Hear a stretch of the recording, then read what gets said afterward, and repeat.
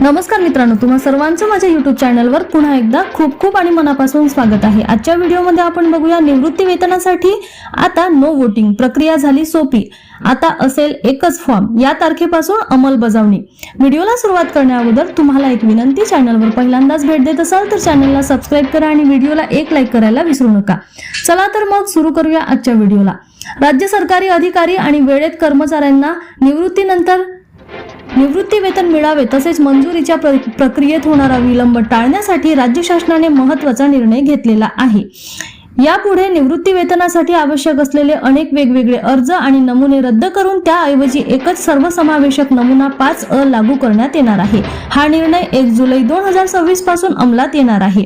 सध्या निवृत्त होणाऱ्या कर्मचाऱ्यांना निवृत्ती वेतनासाठी विविध नमुन्यामध्ये माहिती भरून कार्यालय प्रमुखाकडे सादर करावी लागते। त्यानंतर ही कागदपत्रे महालेखापाल कार्यालयाकडे पाठवली जातात। अनेक फॉर्म, कागदपत्रांची पडताळणी आणि माहिती संकलन यामुळे निवृत्ती वेतन प्रकरणे मंजूर होण्यास बराच कालावधी लागत होता। ही समस्या लक्षात घेऊन शासनाने निवृत्ती वेतन वाहिनी या ऑनलाईन प्रणालीच्या माध्यमातून प्रक्रिया सुलभ करण्याचा निर्णय घेतला आहे।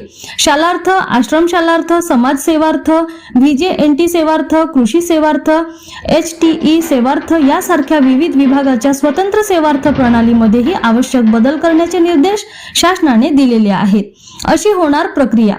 महाराष्ट्र नागरी सेवा निवृत्ती वेतन नियम 1982 मधील नमुना 1, 3, 5, 6, महाराष्ट्र कोषागार नियमामधील नमुना 42A तसेच अंशराशीकरणासाठी आवश्यक नमुना B याऐवजी आता एकच नमुना 5A भरावा लागणार आहे। फॉर्म संबंधित कार्यालयाकडे सादर केल्याननंतर कार्यालय प्रमुख ऑनलाईन पद्धतीने संपूर्ण निवृत्ती वेतन प्रकरण तयार करून महालेखापाल कार्यालयाकडे पाठवतील। राज्यातील सर्व विभागामध्ये RMS प्रणाली पूर्णपणे कार्यान्वित होईपर्यंत मूळ सेवा पुस्तक नमुना 5A आणि ऑनलाईन भरलेल्या माहितीची हार्ड कॉपी ही महालेखापाल कार्यालयाकडे पाठवावी लागणार आहे। पुन्हा भेटू एका नवीन अपडेटसह। धन्यवाद।